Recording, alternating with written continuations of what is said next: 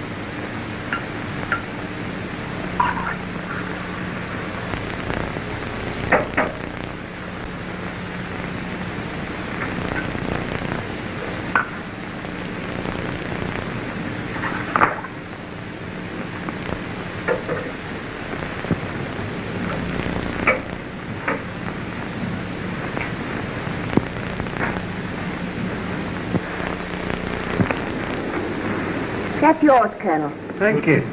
Mr. Fisher, another whiskey. Thank you. You can get me one, Kathleen. Then come and sit by me to change my luck. Oh, stop talking. I'm trying to play this hand. The sort of hands you hold play themselves.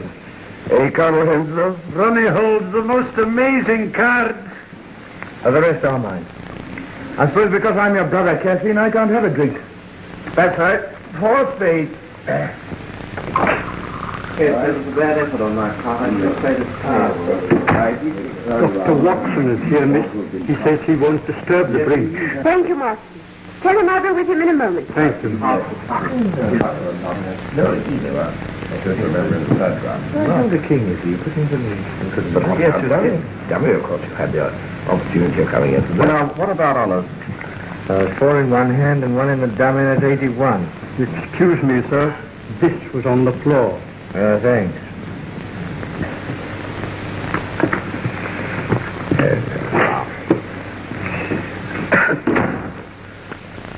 Thank you. My dear, I believe. Will you cut, Colonel? Come and sit by me, Kathleen. I can't leave Dr. Watson alone. I must go. Is that the Dr. Watson, the friend of Sherlock Holmes? Yes. Then you know Holmes? No. Dr. Watson has known us since Ronnie and I were kids. But we've never met Mr. Holmes. He's always too busy. I see. I've got 2 aces of spades.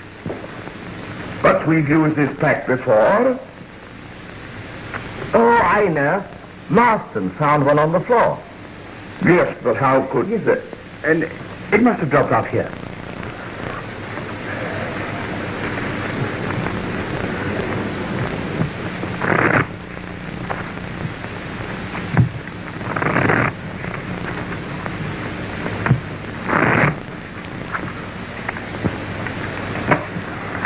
Your cut, please, Colonel. Cut for me, Ronnie. Well, Oh, don't go, Kathleen. I'll come and say good night to you all before I go to bed. I expect you'll all be at it till 3. Now, don't get up. I hope you all win.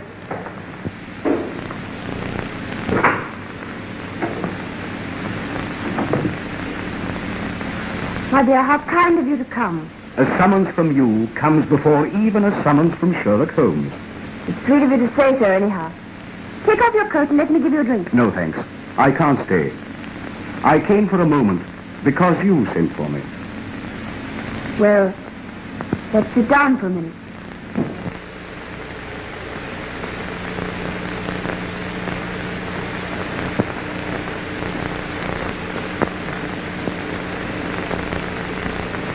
Has Ronnie got another bilious attack? No. It's nothing, really. I'm a bit worried. Kathleen, dear, won't you confide in me? It's about Ronnie. This gambling.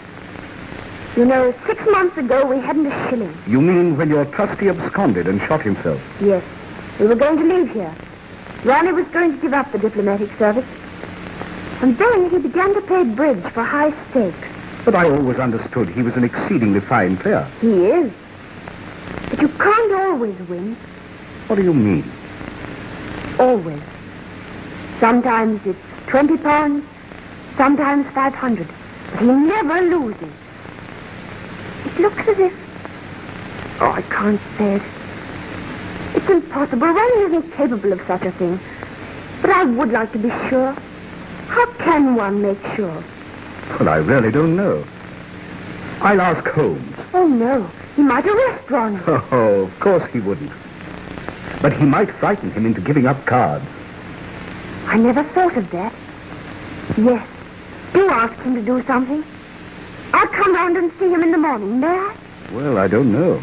Yes, I may. You'll make him see me, won't you? He thinks an awful lot of you.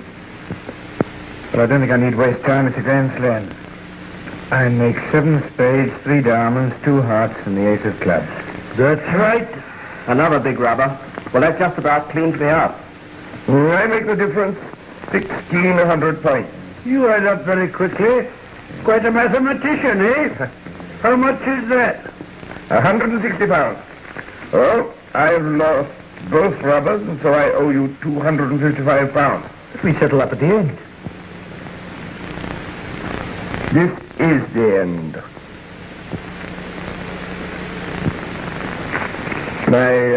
My wife is not very well, and I promised to go home early. Well, if you must, you must.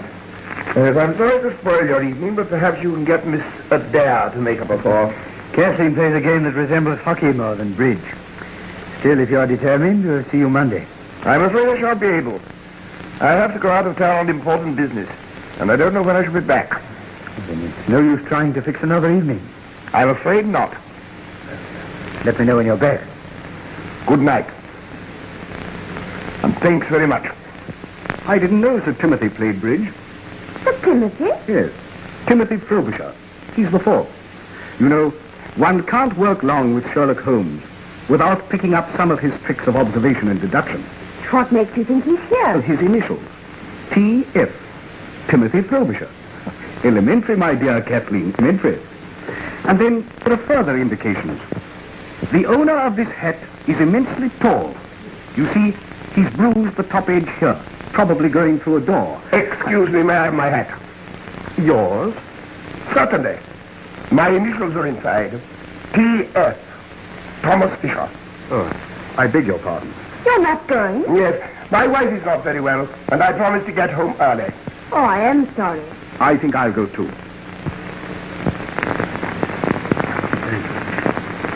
Well, good night, and thanks for playing. Sorry you had such rotten luck. See you Monday.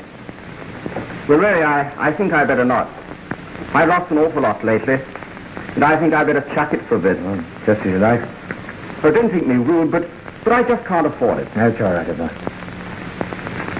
Good night, Colonel. Good night.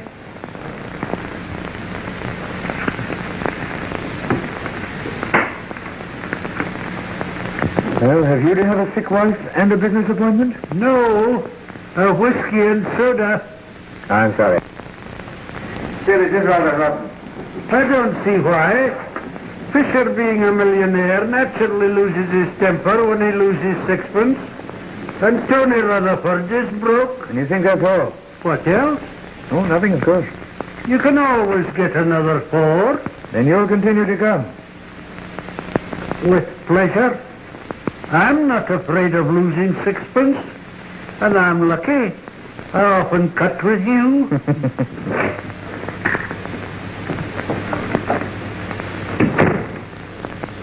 What's the matter with you all? Stopping so early? Well, Fisher had to go. And for once in my life, I'm going to have an early night. Then I'll see you out. Good night, Ronnie. Good night, Colonel.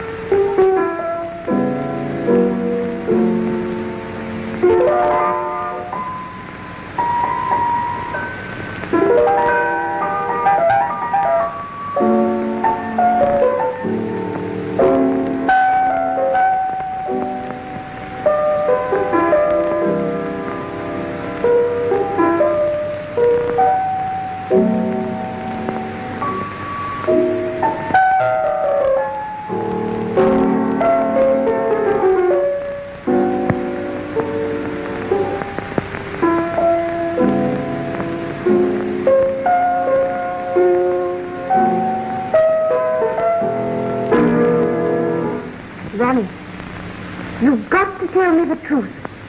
The truth? What do you mean? I've got to find out the truth. Terribly difficult thing, darling. Ronnie, stop. Trying to explain this ace of spades. Explain this. You know exactly what I mean. When Marston picked it up, you said it belonged to that pack. It doesn't, and you know it. Well, it must belong to some other pack. A hidden duplicate pack. What the devil do you mean? How dare you suggest that God knows I don't want to suggest it. But we were ruined.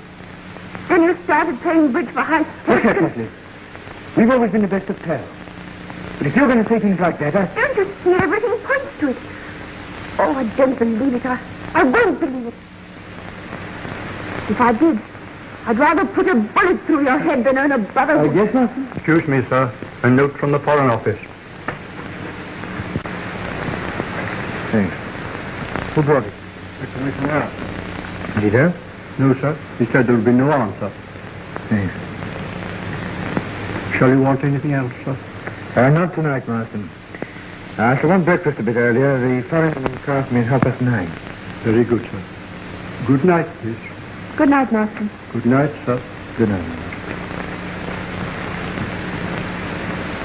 Anything serious? Well, if you must know, they want me to go and see some German fellow in Hampstead who'll tell me some official secret which was probably published in last night's paper. Don't go, Ronnie. I've got to have this out with you. I can't believe. Ronnie.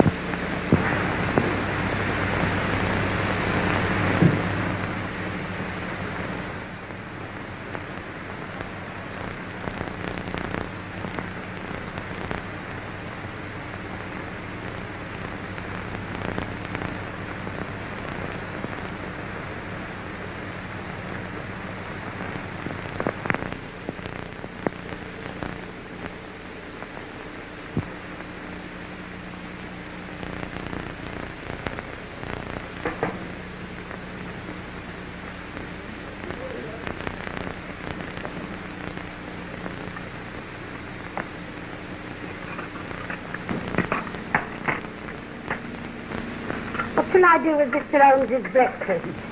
Isn't he up yet? I ain't no sign of him. Hasn't even took in his shaving water. I do wish he'd be a bit more regular in his habits. Meals at all times of the day does turn the house upside down. But you know, Mrs. Hudson, you always insist on keeping his meals for him. He never asks. Yes, but the poor man must eat sometimes. If I didn't see that he had a bite now and again, it'd have been in his grave years ago. I should go and bang on his door. Yes, sir.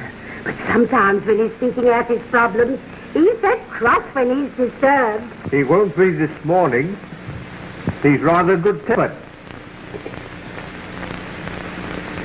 And he doesn't want any breakfast.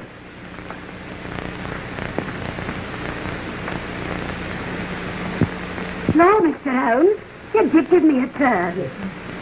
Well, one good turn deserves another. What can I do for you? Some breakfast, sir. Oh, I've already breakfasted with the manager of the London and Commercial Bank. Oh, so they've sent for you for this? Are you sure I can't tempt you to a nice bit of addict? My dear Mrs. Hudson, you've always been a temptation to me, but addict, after a good breakfast, is not. No, you do carry on. It's a good job I don't take you serious. I'm perfectly serious. Jokes are not my strong point. Ask the doctor. I never see any of his. No.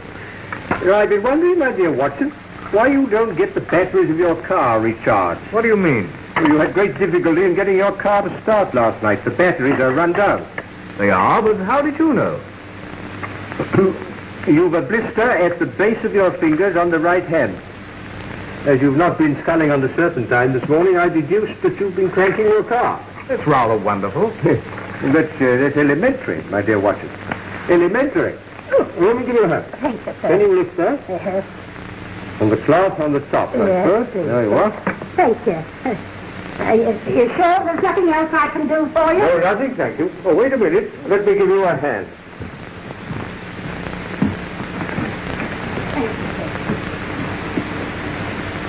Why have they sent for you about this? It's perfectly simple. A man tries to burgle a bank, is disturbed, kills the watchman, and runs away. I find it very interesting.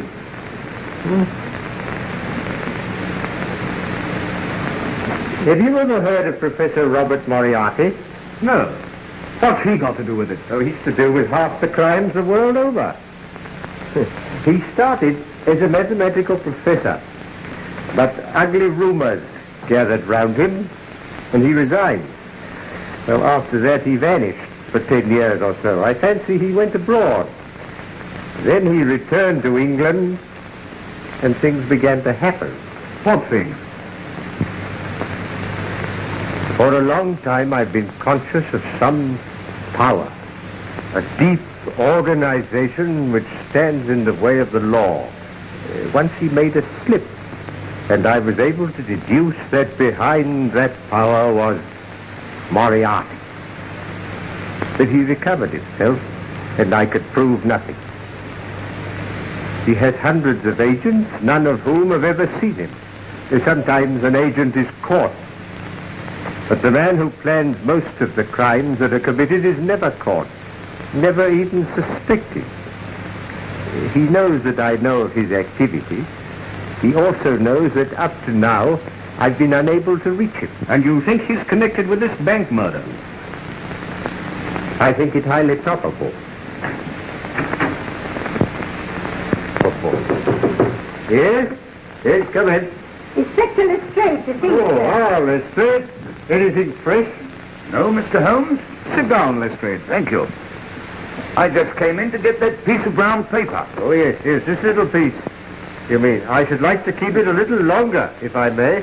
I haven't yet decided what the rest of the label is. Well, I don't see how you ever can. It's just an ordinary shopkeeper's label. There's not enough of it to tell us anything. Well, I disagree, my dear Lestrade. But then, you and I so often disagree. Oh, come, Mr. Holmes. I've a great respect for your theories. It's only when you begin about this Professor Moriarty. Yeah, you don't believe in him. I ask you, is it possible for a man to plan half the crime in this country without the Yard knowing who he is, where he lives, or anything about it? It does seem rather strange. I mean, the man can't live nowhere, never be seen by anyone. Of course. Well, lots of people know him, but they don't know that he's Moriarty. You yourself may know him. Jokes are not your strong point, Holmes. No, I'm perfectly serious. He has 100 disguises and 100 aliases. And I'm pretty certain he had a hand in this bank robbery. But it wasn't a robbery. The thief got nothing.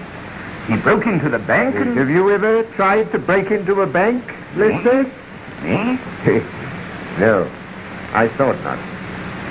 But do you seriously think it's possible for one man to break into a bank without using anything short of dynamite? There were no signs of a forced entry. Which might point to the fact of his having an accomplice. Or even two. He got inside. Which doesn't necessarily mean you're Professor. The man was interrupted by the watchman, killed him, got frightened and bolted. And yet, inside the safe, we found this piece of brown paper. 3 people swear it was not there when the safe was shut last night. Then he was inside when he was disturbed. Or before he went inside. He had this paper wrapped round something. You will observe that this end here is slightly torn and there is a blood stain on it. I therefore deduce that the struggle with the watchman took place first, and he then took his parcel into the safe. Oh, it won't work, Mr. Holmes. It won't work. There was £70,000 of note in the vault. Not one of them is missing. How true. How true. But if you remember, a fortnight ago, an almost similar thing occurred in Berlin. In Berlin? Yes. You should read your Berliner Tageblatt, my dear Leslie. The strong room of the Reichsbank was entered. The watchman was laid out, happily not killed, and nothing was removed. Very strange, Mr. Holmes. Very strange indeed. It looks almost as if there was a connection. I should like time to think it out a bit. When can I have that piece of brown paper? I'll let you have it this evening. In the meantime, would you be good enough to warn all foreign customs officials to be on the lookout for a very large quantity of English banknotes which will be smuggled through in ordinary luggage? What do you think? I think it would be a wise precaution. Very good, Mr. Holmes. I'll get back to the yard now and put the matter in hand. Good morning, gentlemen.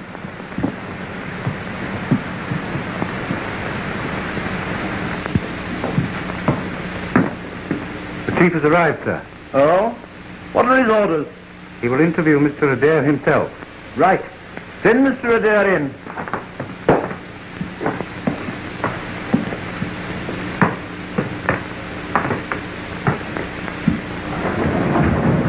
What the devil's the meaning of this?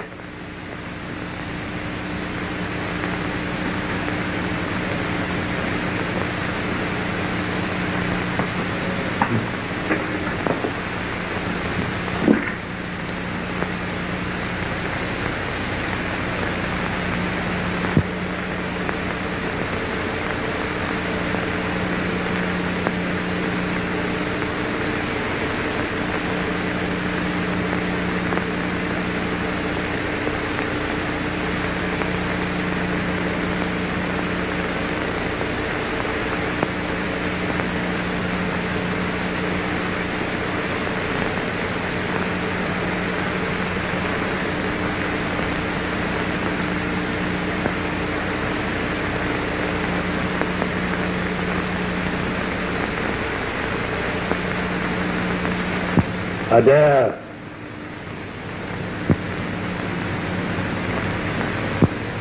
Adair. My God, am I drunk or what? I hope not at 10 o'clock in the morning. What's all this about? I was seized in a car, blindfolded, and driven half round London. I apologize for that. It was just a slight precaution. And you must forgive me concealing my identity behind the Sleeping Cardinal. Please sit down.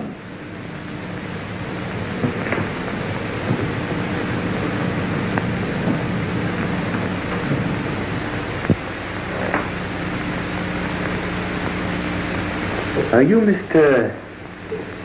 Clink? Mr. Otto Clink? No. Poor Otto Clink must have been dead a good many years. What the devil? Only that I have a slight favor to ask of you, Mr. Adair. Favor? Who are you, anyway? I understand that you are leaving on the Golden Arrow at 11 o'clock tomorrow for Paris. And if I am? You are going on Foreign Office business, and you will have a laissez-passer, which means that your luggage will not be examined by the customs. I want you to take a suitcase to Paris for me. I'll do nothing of the kind. Why should I? Because you can't help yourself. Don't be ridiculous. Sit down, Adair. You go to hell. Sit down. You have been cheating at cards. What? I repeat, you have been cheating at cards. I should have warned you that this picture is painted on steel. Sit down. All your life you have been interested in sleight of hand. Your trick of palming a whole pack of cards has been very useful to you. since your trustee absconded and left you and your sister penniless. It's a lie. You have taken to playing bridge for very high stakes. When you deal, you simply change the pack after it has been cut to you. You have a carefully prepared pack in the palm of your hand. You do the same when you cut a pack to your opponent. Now this procedure, if publicly known, is not likely to lead to an advancement either social or diplomatic.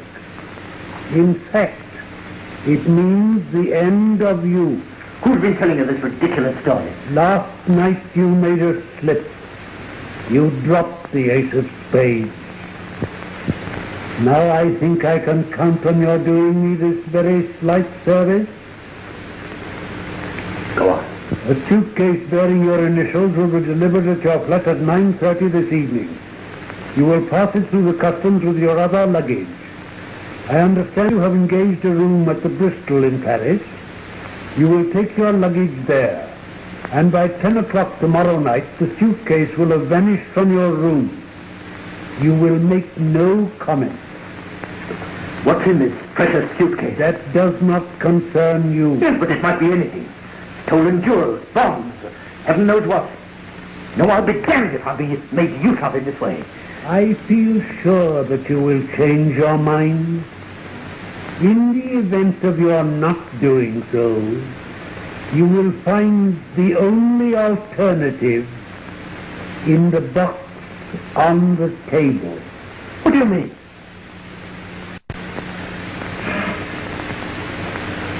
Yes.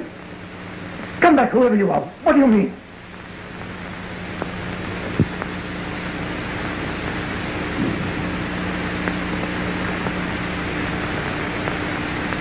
The only alternative. Oh, my God.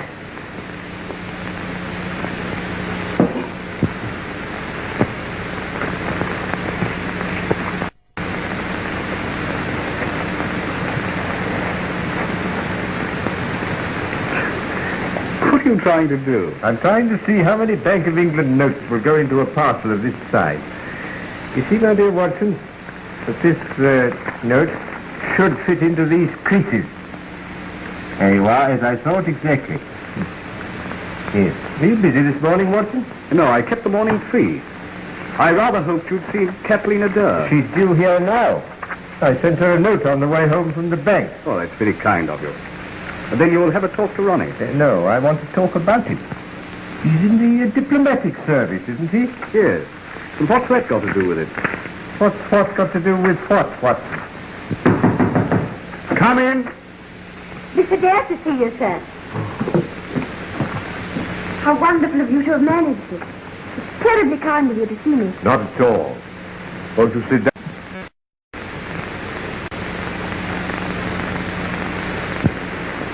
Sir Watson's told me how worried you are about your brother, but I don't quite see what I can do.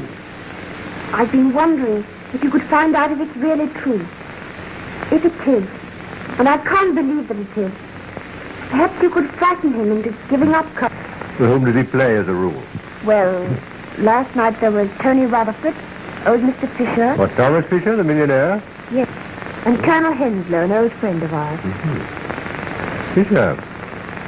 I wonder...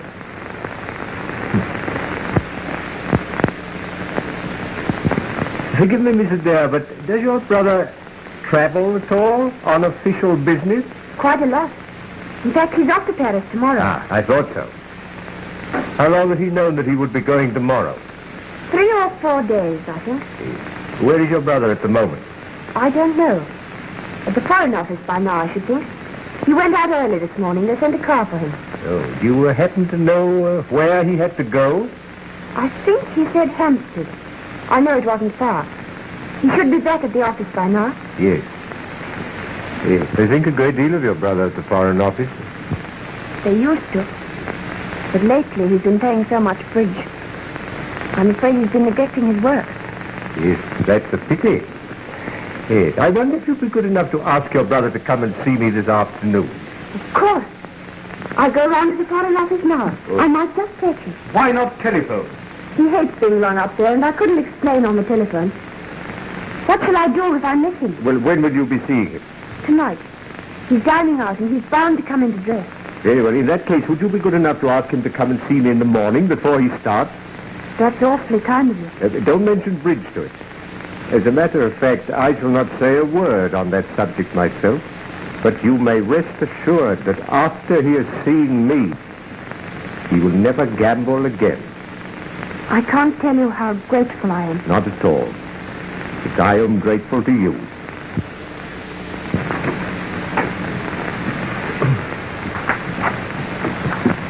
Goodbye. Watson? Yes?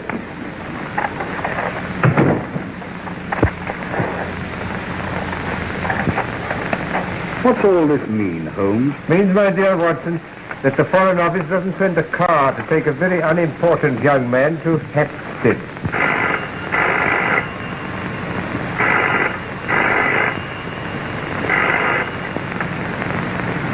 Hello? Hello?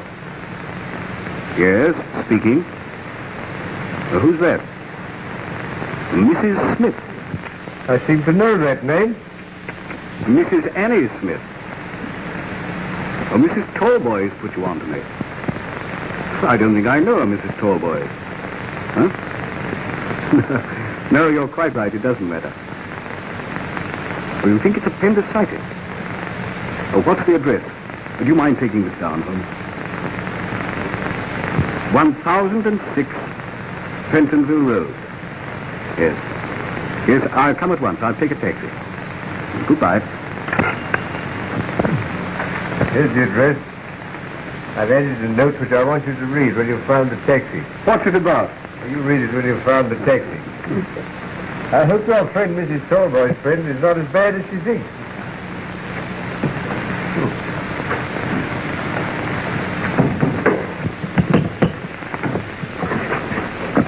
Now, what is it?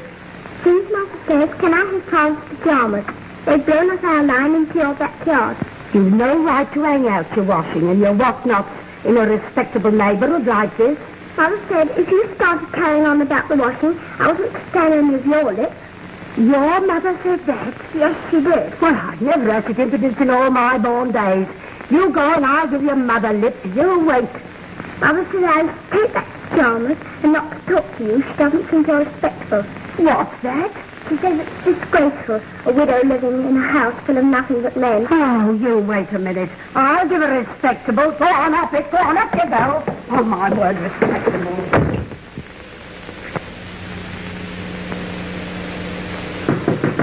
Yes? Come in. Hello. Yes? Sir.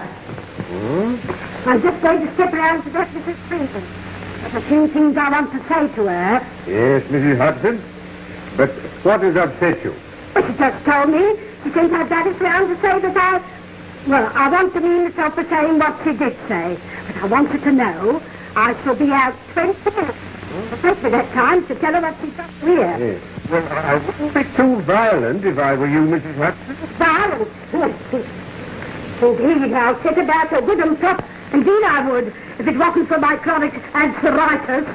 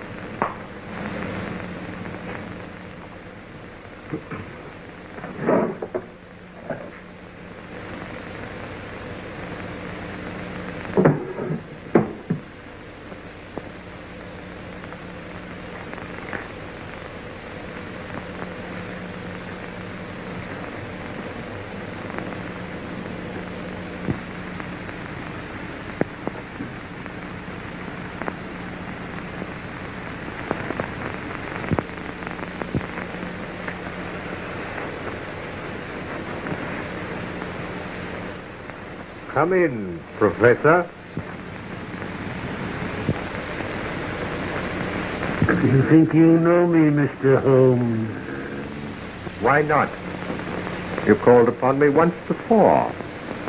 On that occasion, your face was completely covered with surgical bandages. But your arrival coincided with the same removal of Watson and Mrs. Hudson. You were a little more original in your methods last time. Today, I recognized the symptoms. I was expecting you, Moriarty. How clever of you, Holmes. Won't you take off your scarf, Professor? Perhaps you're right. This room is rather draughty. Shall we sit down? I'm afraid my method of getting rid of Watson and Mrs. Hudson was a trifle crude.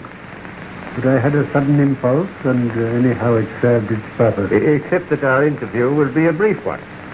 Watson will have read my note in the taxi, telling him to ignore the call and come back here in 5 minutes. In that case, I will be brief.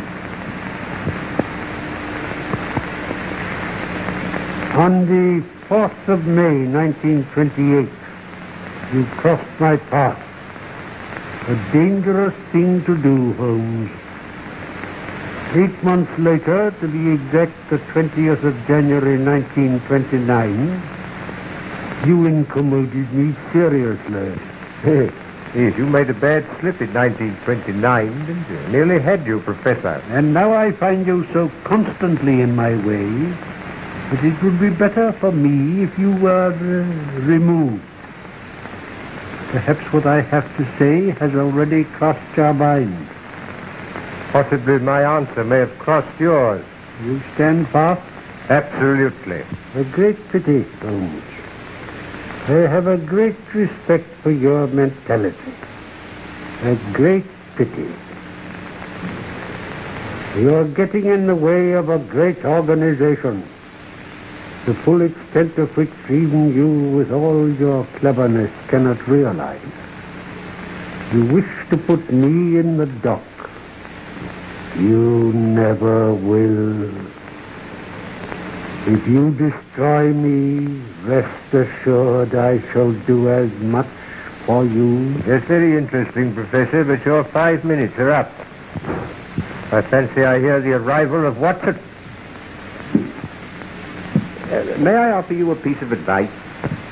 Never give way to sudden impulses. They're even more dangerous to you than I am. I read your note, Holmes. I beg your pardon. Did you come to see me? Your friend is in great danger.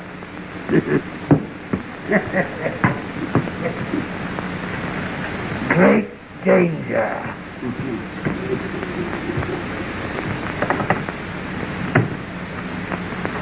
What's the matter with him? It is the draft, Watson. He's feeling the draft very badly at this moment. But who was it? Well, that was Mrs. Smith of 1006 Pentonville. Mrs.? Or shall we say, Professor. Oh, the mythical Moriarty. What does he look like? Well, I know no more than you do. Except that the first molar in the left side of the upper jaw is very badly filled with gold. Have you a mathematical mind, Watson? I think so, fairly. Well, never give way to sudden impulses. They're not good for mathematicians. Moriarty has made the worst slip he's made since January 1929.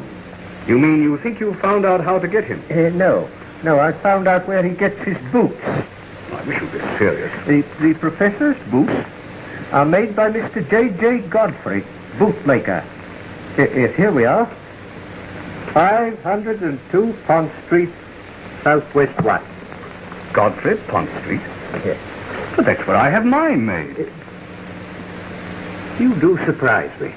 But Godfrey's a perfectly respectable tradesman, with a high-class clientele. Well, obviously, you and Moriarty, you share a bootmaker with the professor.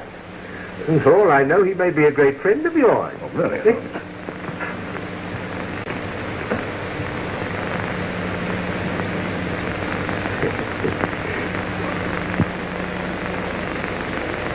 Does Mr. Godfrey Make his boots on the premises? Yes, in the basement.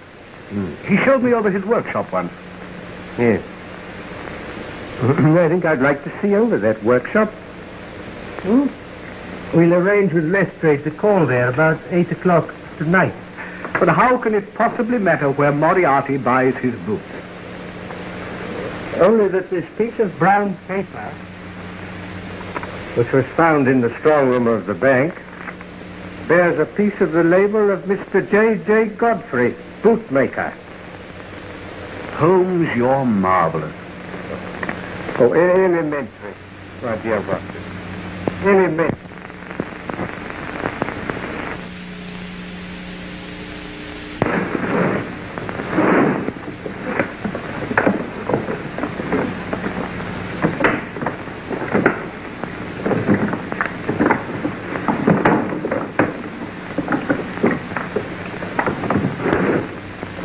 Well, that's that. Now what am I to do with it? You will be at Down Street Tube Station at 9 o'clock precisely. You'll take the suitcase with you. Oh, it's all right. There's heaps of time. It isn't 8 o'clock yet.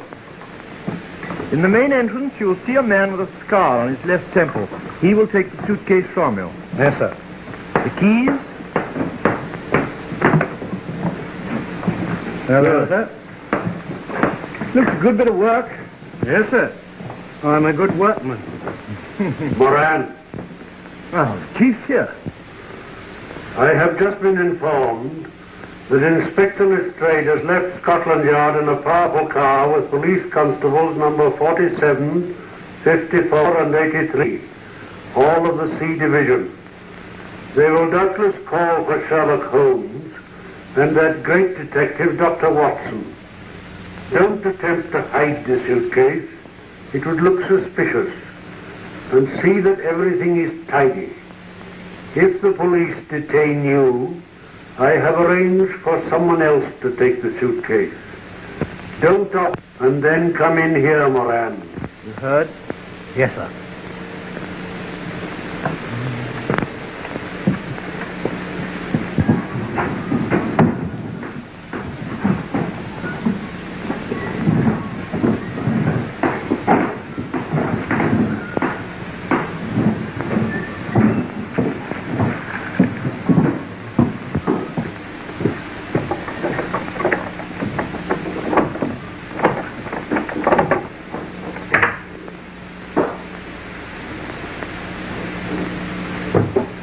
Put this right, Godfrey, will you? All right, sir.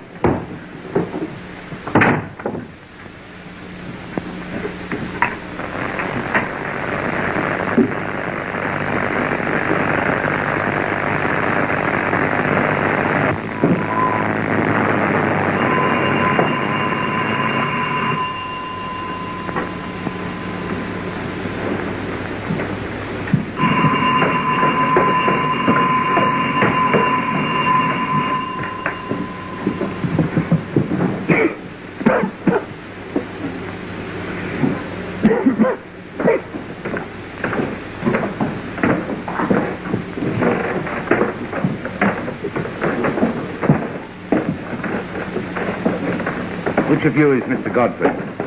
I am. There's my search warrant. Search warrant? Well, what are you searching for?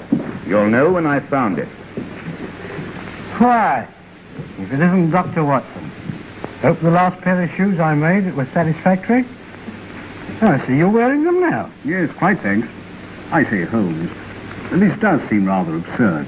You know, Godfrey's made my shoes for years. Yes, your shoe last is in that cupboard over there now. Over there? Yes. I'll go and find it.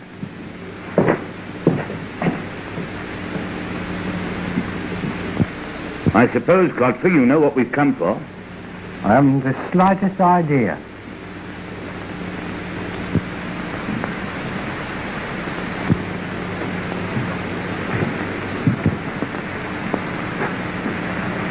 Hello.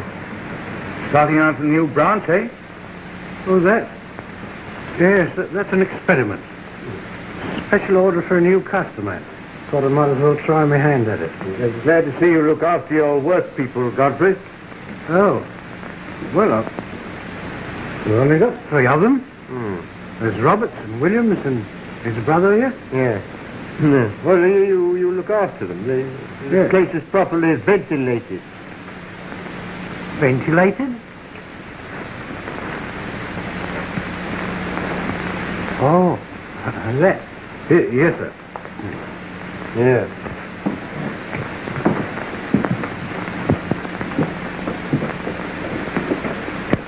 Oh, yes. A ventilator.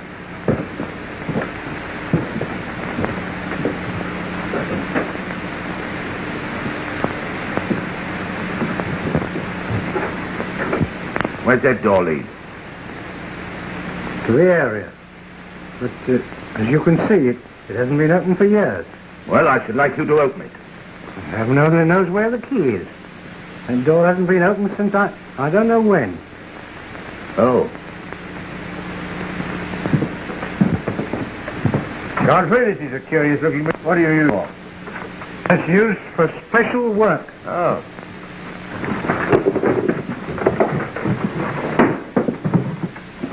So, you wanted to know what I was looking for, Godfrey. Well, you know now. I was looking for a press that made perfect Bank of England notes. Take them all away.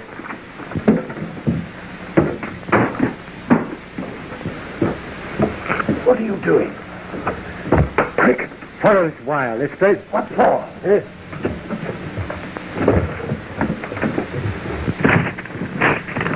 Oh, quick, let's straight. Help me get this door down.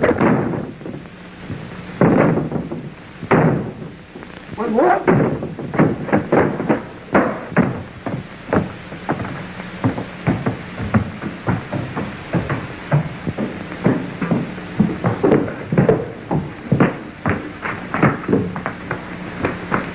Watson. Damn.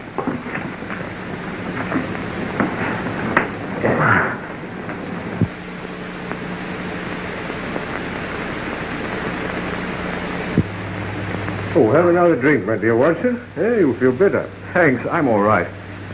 I haven't a scratch. There's a bit of a shock being seized and trussed up like that. You saw nobody? Nothing. I was standing in the cupboard, and the shelves swung round. I was seized from behind and blindfolded.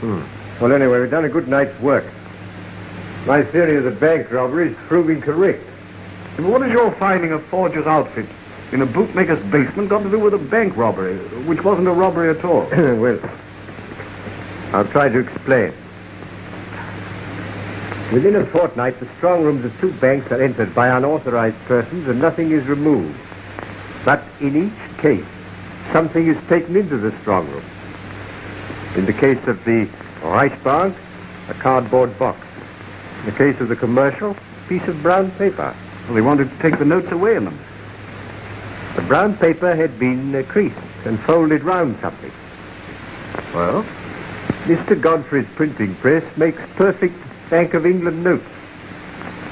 Now, supposing they have an accomplice who gives them the numbers of the notes in stock. They make duplicates. Probably perfect duplicates if my friend Moriarty has anything to do with it. They change these for the real one.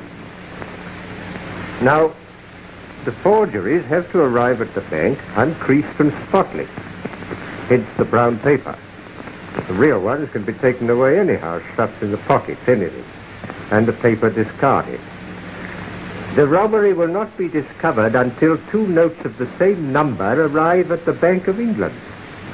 And the longer that event is postponed, the better. So what does my learned friend do? Well, holds them up. No, my dear Watson. No. It's no use having £70,000 worth of notes if you don't use them. Well, then he must start circulating. Or send them abroad. Well, that sounds difficult. You see, customs officials might ask questions if they opened a trunk full of Bank of England notes. Yeah, how true, Watson, how true. Well, in any case, I don't feel I've been trussed up for nothing. It was worth it to find that printing press. The printing press, my dear Watson, was valuable to get your friend Mr. Godfrey a term of penal servitude. But the really important discovery was the suitcase. Suitcase? Yes. You probably didn't observe that on the lid were the initials R.A. I didn't, but what does that signify? Ronald Adair is leaving tomorrow morning for Paris on Foreign Office business. We will have a diplomatic report and a laissez-passer, which means that his luggage will not be examined. But, well, you can't connect him with... Good heavens, you don't think he's one of the gang? Supposing Moriarty were to threaten to expose his bridge exploits. How should Moriarty know? Well, how do I know things? What time is it, Watson? It's 11:15. Oh, well, I wonder if we could get hold of Adair now. Oh, I forgot to tell you. Miss Adair sent a message to say that she'd missed her brother at the Foreign Office and that she'd sent him round in the morning. Well, will you ring up now, Watson, will you, and see if we can get hold of him right away? Yes, certainly. If I'm right, that young man is the one weak spot in Moriarty's armor. If I can get hold of him, Moriarty's wrong. He will stand in the dock tomorrow, and not long after on the gallows.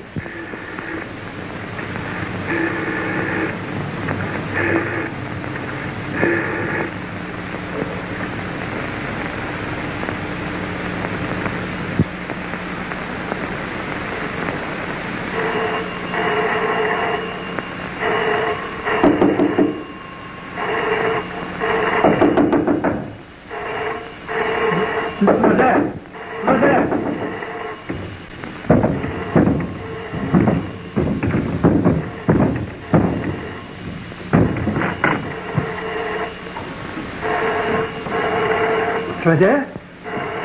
Adair!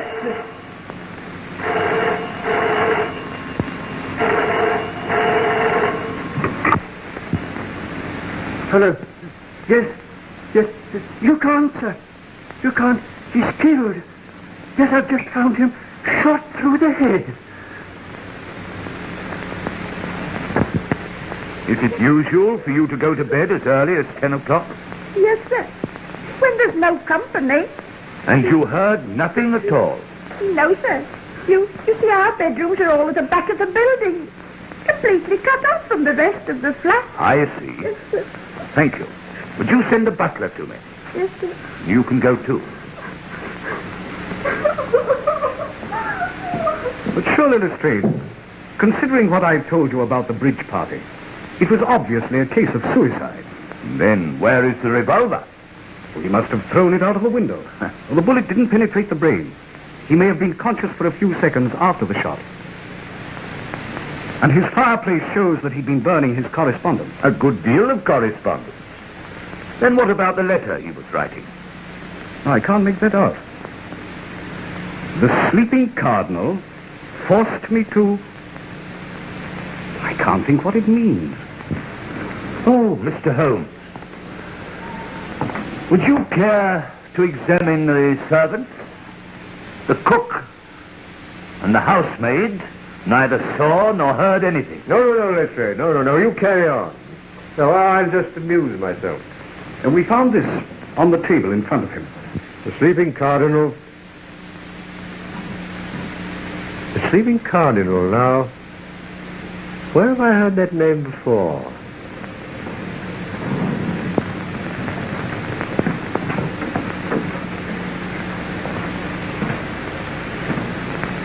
You're the butler here.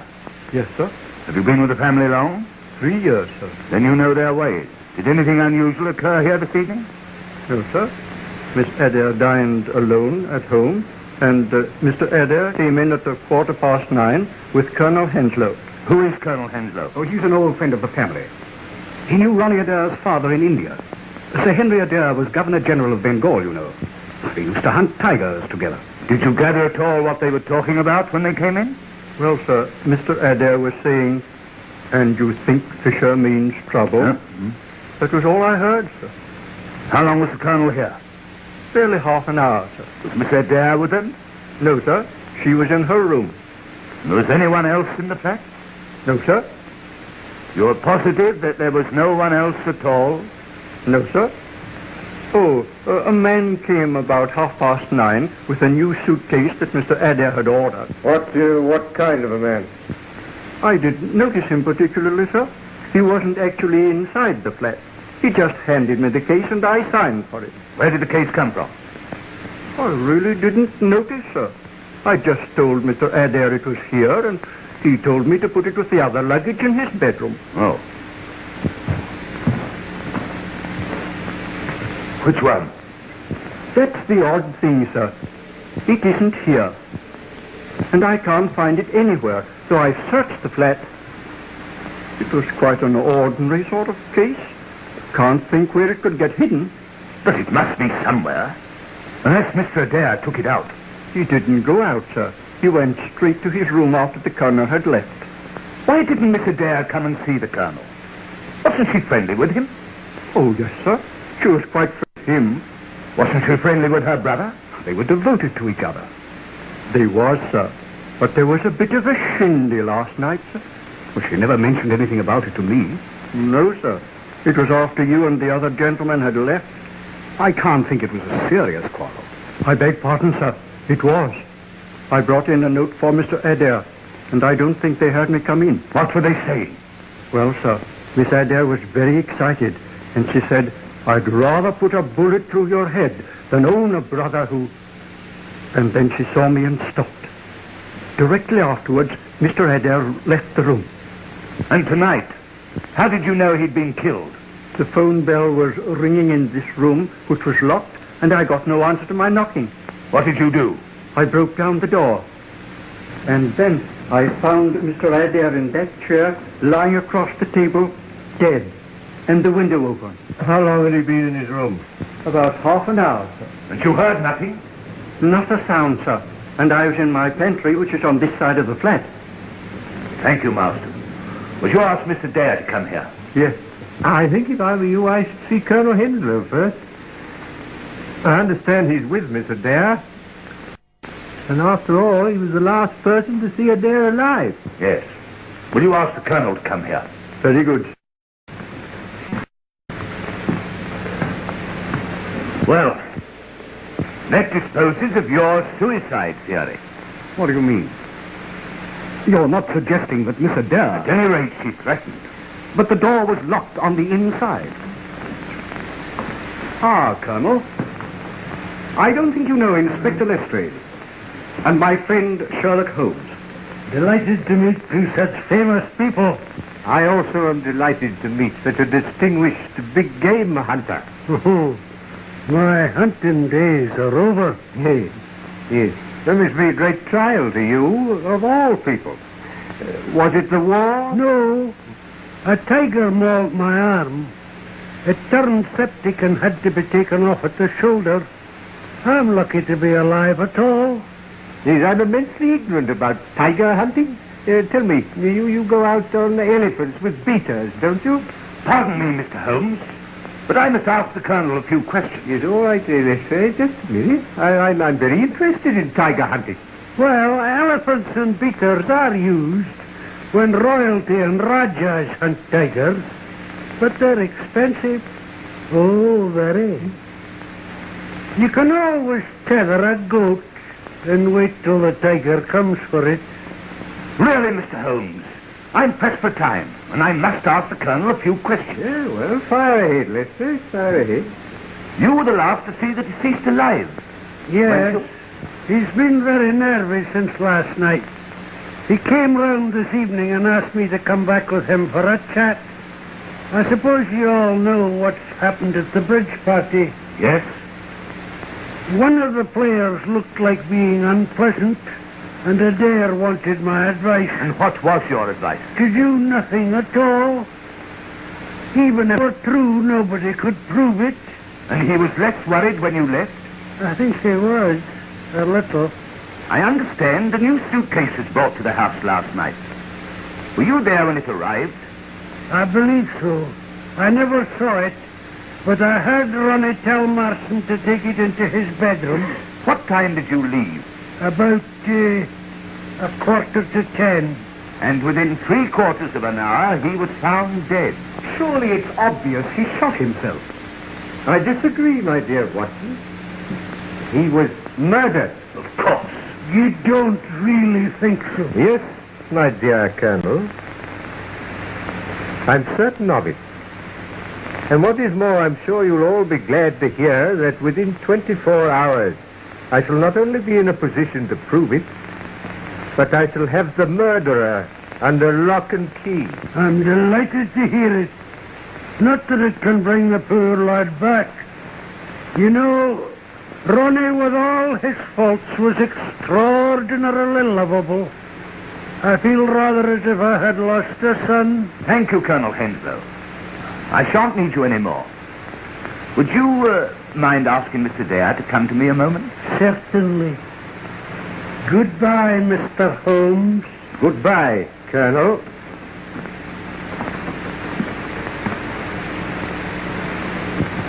I'm sorry I interrupted you, Mr. Holmes, but you seem so interested in tigers, I thought you were never going to stop. They interest me. The stark ferocity, the cold cruelty. They're human beings, rather like tigers, you know. Now I suppose you're back to your Moriarty theory. You're not going to try and tell me that this is his handiwork? Well, who knows? That man has become an obsession with him. He is. He is. Mr. Dare, I want to offer you my very sincere sympathy. It was a ghastly shock to me. I can imagine what it must have been to you. I won't keep you a minute, Mr. Dare. Won't you sit down?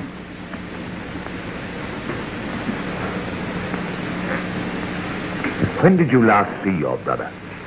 At 6:30. He came in to dress, and I came in here to give him a message. What was the message? I told him that Mr. Holmes wanted to see him before he went to Paris. You see, I'd asked Mr. Holmes to interview him. What did he say? He was upset. In fact, we had rather a quarrel about it. Another quarrel? You had one the night before. Yes, but this was not so serious. He was merely annoyed that I had spoken to Mr. Holmes. He was very annoyed? Well, rather. He seemed more frightened than annoyed. I couldn't understand. And so you quarreled again? Well, yes. He said I had no business to interfere in his affairs. And did you again threaten to shoot him? Shoot him? What do you mean? The night before, your butler heard you threatening him. Oh, no. I never did anything of the kind. I shoot Ronnie. You said you would rather put a bullet through his head than own a brother who... Oh, that was only a figure of speech. I was A accusing him of most something. unfortunate figure of speech, considering that within 24 hours he was found with a bullet through his head. But you don't think that No, miss. But I must ask you to come along with me after I've finished my investigation. I say, Lestrade, this is grotesque. Holmes, listen. Here's Lestrade suggesting that Mr. Dare... No, Dr. Watson, I didn't. All I want is her to come along and make a statement. I'm sure Mr. Dare will be delighted to go with you, Lestrade. It is quite a warm night. Anything you say, of course. Thanks, miss. I shall be ready in a minute. Then I'll go and put on my things. If you have no more questions. No, nothing else, thanks.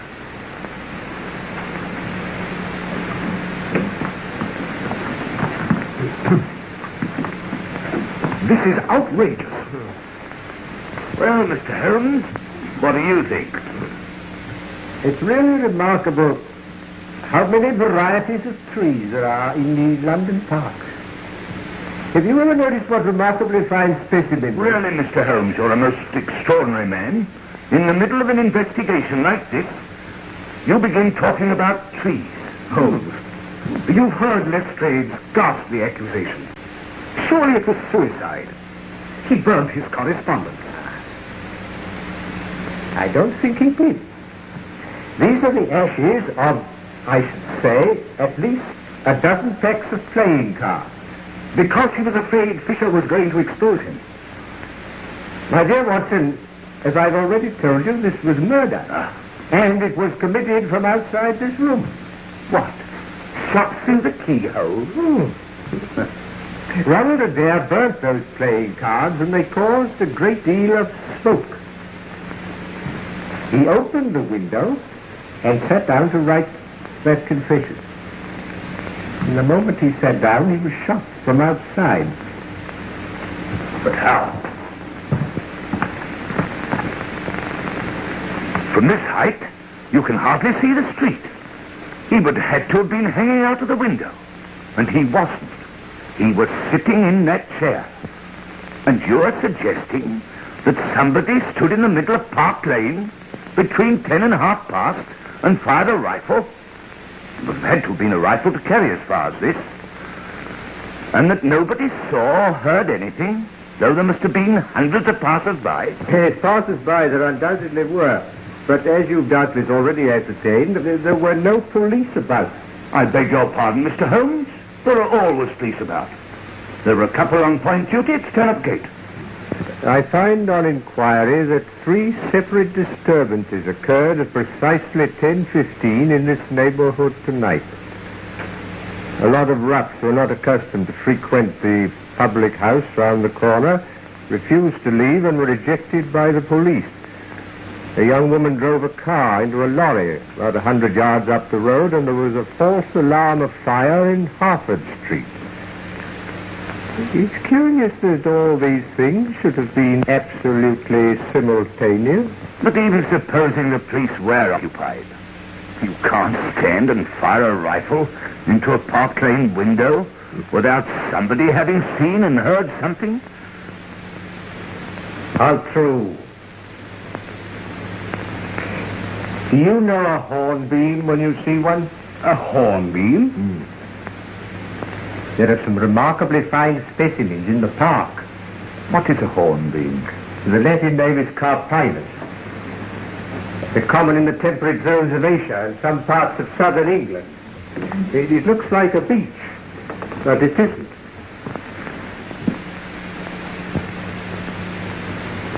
You know, Dr. Watson, in spite of the fact that I've known Holmes for some years, I sometimes wonder if he's all there.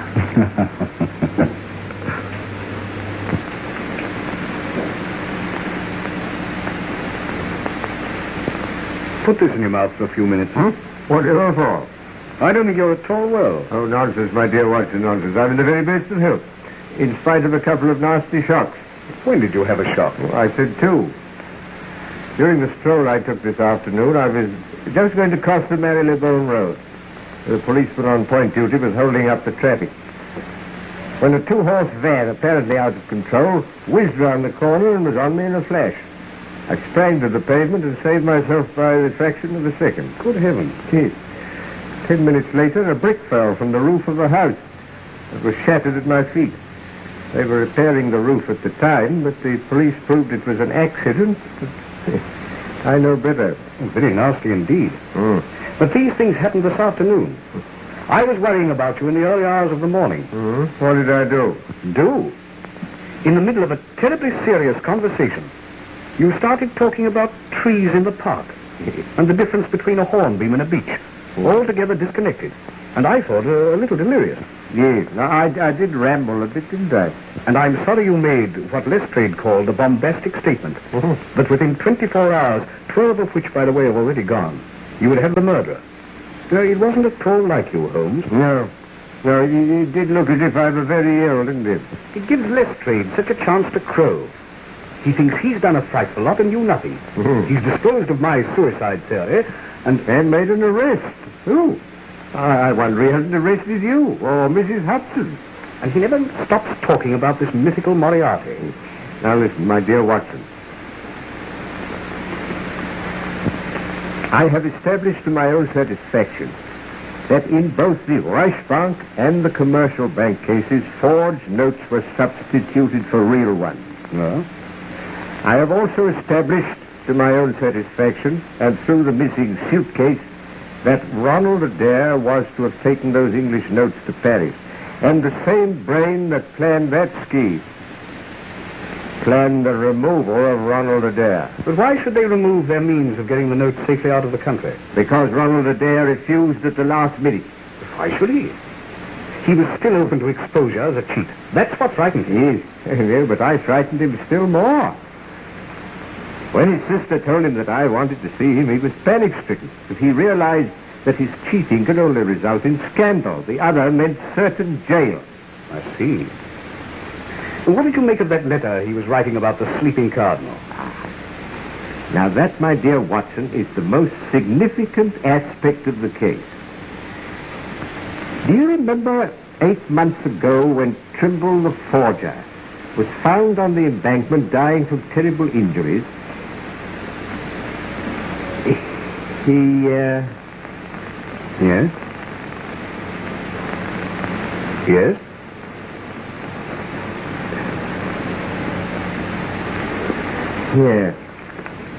Yes. Yes. Now, we mustn't forget your appointment. Appointment? Yes, it's necessary for me to remain alone a little while. So you, my dear Watson, are going to Euston. Euston? Whatever for?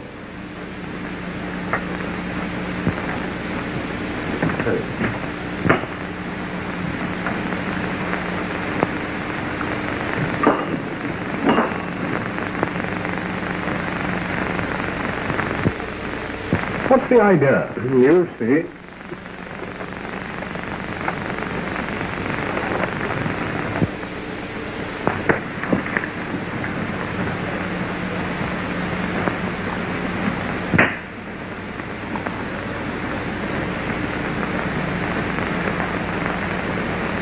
You're going to have a busy night.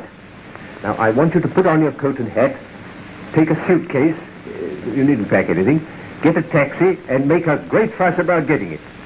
Call Euston to the driver and tell him if he doesn't hurry, you'll miss the Scotch Express. The Scotch Express? Yes. You'll be followed. The moment you get to Euston, pay off the taxi and rush round to the booking office.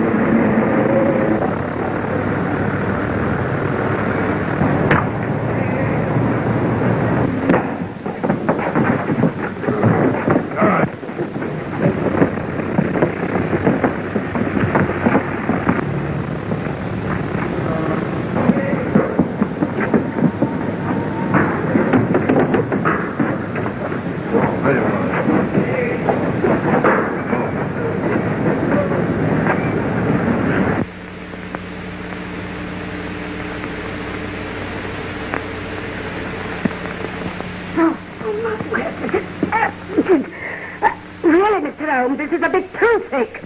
My apologies, Mrs. Hudson. Once again, you've proved yourself far above ordinary women. Well, Mr. Holmes, I did as you told me to. I moved the statue every few minutes when suddenly the whole blooming thing falls on top of me. But you've done very well, Mrs. Hudson. Very well. Lestrade, bring in the prisoner.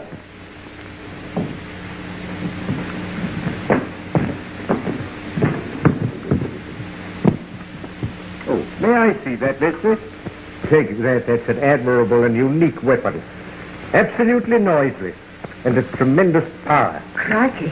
I knew Von Herder, the German mechanic who constructed it, to the order of Professor Moriarty. I've known of its existence for some time, but I've never handled it before. Ah, Watson, I've just been murdered. Perhaps you'd like to see who my assailant is. As I thought. But Holmes, that's Colonel Henslow. And what are you charging me with? Why, for the attempted murder of Sherlock Holmes, of course. No, Lestrade. I shall not appear in this. To you, and you alone, belongs the credit for this remarkable arrest. With your usual happy mixture of cunning and audacity, You've got him. Got him? Got who? Well, the man who climbed the tree in the park last night. A hornbeam, to be correct. And shot Ronald Adair through the open window of this flat in Park Lane. Has it occurred to you, Mr. Holmes, that it must be rather difficult to climb a tree and shoot anyone when one only has one arm? Ah, yes, I've forgotten. Your left arm must be causing you great inconvenience. Yes. Lestrade, I wonder if you'd be good enough to free it for the Colonel. Hello? What's the game? Let me introduce you to Professor Robert Moriarty. The mythical Moriarty, my obsession. I warned you when you called upon me yesterday that sudden impulses were dangerous.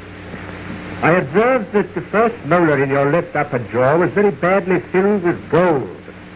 And when Colonel Henslow was feeling as if he'd lost the sun, I observed the same bad workmanship in the same tooth. You clever, cunning swine. You think you've got me in your safe, but you're up against an organization, Holmes. They'll get you. They'll destroy you. I might even do it myself.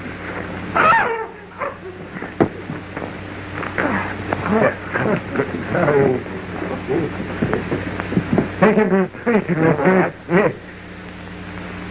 I think you'll find most of your organization waiting for you there. Also a brand new ceding £70,000 of good English banknotes. Take him away. We shall meet again, Mr. Holmes. And next time... Come on. You're all right. I am, except my feelings and my tie, which is entirely disorganized. Well, we proved our Moriarty's theory, all right, Mr. Holmes. Yes, not easy to throw dust in your eyes, my dear Lestrade. Doesn't do to trifle with Scotland Yard. Quite true, Mr. Holmes. Quite true. Well, now, Watson, what about a drink? You'd like one, wouldn't you? Thanks. Lestrade?